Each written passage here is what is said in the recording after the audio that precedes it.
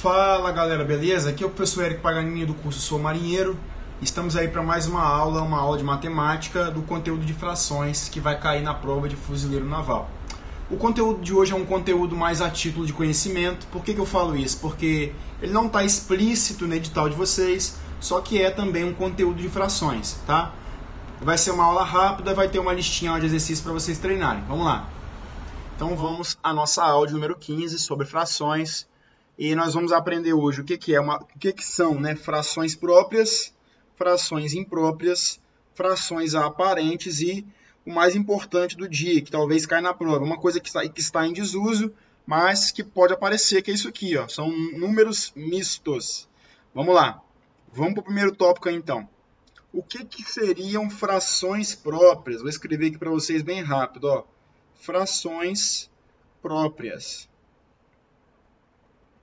No nosso estudo de frações, na primeira aula, nós aprendemos que uma fração ela vem na forma A sobre B, onde A é o numerador, B é o denominador e o traço aí representa uma divisão. O que vem a ser, então, uma fração que é caracterizada como fração própria? A fração própria ela vai ter necessariamente o A menor que o B, ou seja, o numerador ele é menor que o denominador. Tá? Denominador, faltou o na.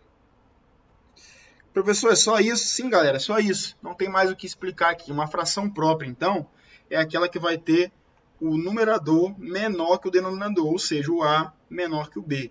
Beleza? Vamos para o próximo tópico. Ah, galera, só lembrando aqui que eu esqueci de falar. Por A ser menor que B, isso tem uma implicância, tá? A implicância que isso vai ter que é o seguinte, o A sobre B, ele vai necessariamente tá entre 0 e 1, ok? Ele vai estar entre o 0 e 1. Aqui não tem sinal de igual, tá? Porque se for igual a 0, na verdade, nem é fração, é um número 0, beleza? Então, é uma consequência do A ser menor que o B. Isso vai implicar, aqui na setinha aqui, isso implica que A sobre B vai estar entre 0 e 1, beleza? Vamos agora para a fração imprópria. Fração imprópria vai ser aí o contrário, podemos dizer que é o contrário de fração própria. Como assim, professor? Então, uma fração na forma A sobre B, no qual o B vai ser menor que o A. Tá? O B vai ser menor que o A. Ok? O que isso vai implicar? Isso vai implicar, gente, que a fração não vai estar naquele intervalo mais. Beleza? A fração não vai estar nesse intervalo aqui, ó, entre 0 e 1. A fração, na verdade, vai ser maior que 1. A sobre B, necessariamente, vai ser maior do que 1. Maior ou igual. Aqui a gente pode colocar o sinal de igual, tá? Maior ou igual a 1. Ok? Então, isso é uma fração imprópria. Quer um exemplo de fração imprópria? 12 sobre 3. Isso é uma fração imprópria. Por quê? Porque o 12 é maior que o 3. Professor, você não deu exemplo de fração própria. Vamos dar um exemplo aqui, então. Ó. 5 sobre 8. Ó. 5 sobre 8. Por quê? Porque o 8 é maior que o 5. Tá? Vamos lá. Próximo tópico aqui, então. Fração aparente. Fração aparente, o nome é autoexplicativo. Ó, fração aparente. Fração aparente é aquela fração no formato A sobre B, no qual o B vai ser um múltiplo do A. Ok? Como é que a gente escreve isso daí? A gente escreve colocando aqui uma constante, tá? Uma constante multiplicando o B. B vezes a constante é igual a A, sendo necessariamente também o A maior que o B. Beleza, galera? Isso é uma fração aparente. Professor, não entendi. Vou te dar um exemplo numérico aqui, ó. 12 sobre 6. Galera, isso é uma fração aparente. Professor, mas isso parece uma fração imprópria. Na verdade, isso é uma fração aparente. Por quê? Porque dá para a gente realizar a divisão de 12 sobre 6. Isso aqui é igual a 2. Então, na verdade, esse número aí não é uma fração. Ele é uma fração aparente. Aparentemente, ele parece uma fração, mas ele não é. Beleza? No caso em tela aqui, ó, o 12, ele é, na verdade, 2 vezes 6. Ou seja, isso está no formato. O B é igual a 1K, que multiplica o A. Opa, desculpa. Ao contrário. O A, que é o que está em cima, né? Fiz errado. O A, que é o que está em cima, é igual a 1K, que é o 2 que multiplica o B que está embaixo. Beleza? Colocamos aí no formato, então, que o problema aqui no... O problema não, a definição nos deu. B igual a KA. Ok? Vamos agora para números mistos. Pessoal, números mistos, nós vamos ter que gastar um pouquinho mais de tempo explicando aí. Números mistos é uma coisa que está em desuso. Eu não tenho visto isso daí em prova de concurso. Tá? Tem muito tempo que eu não vejo isso, mas é uma coisa que existe. É uma maneira de escrever um número que ela existe. Então a gente vai ensinar. E ela se utiliza das frações para escrever. O que vem a ser um número misto? Eu vou dar um exemplo aqui. Ó. Exemplo, o número 13 sobre 4. Isso aí é uma fração imprópria. Tá? Mas nós conseguimos escrever essa fração de outra forma. Por exemplo, a gente pode, por exemplo, fazer essa igualdade aqui. O 13 sobre 4 ele vai ser igual ao 12 sobre 4 mais o 1 sobre 4. Certo? Por quê? Porque os denominadores são iguais.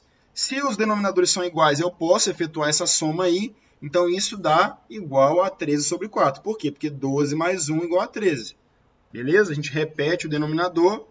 Se eu fosse realizar essa soma aí, eu repetiria o denominador e somaria 12 mais 1, que vai voltar a ser os 13 sobre 4. Tá? Estou voltando aqui para vocês entenderem. Vamos apagar aí. Então, uma forma de escrever o 13 sobre 4 seria esse formato da soma aqui, ó, 12 sobre 4 mais 1 sobre 4. Ou seja, nós separamos uma fração imprópria, aqui, ó, separamos uma fração imprópria aqui, numa fração aparente, aqui, essa fração aqui é aparente, ó, fração aparente, numa fração aparente e em outra fração própria. Fração própria. Separamos, então, vou colocar o impróprio aqui do lado, a fração imprópria, tá? Separamos uma imprópria em uma fração aparente mais uma fração própria. Galera, existe um outro modo de escrever isso daqui, ó. Vou colocar aqui embaixo, tá? Vou repetir essa igualdade aqui embaixo. Aqui, ó. Repetindo, então, 13 sobre 4 vai ser igual a... Quanto que dá 12 dividido por 4? Essa parte aqui da equação. Vamos colocar aqui embaixo, aqui, ó. 12 por 4 vai dar 3.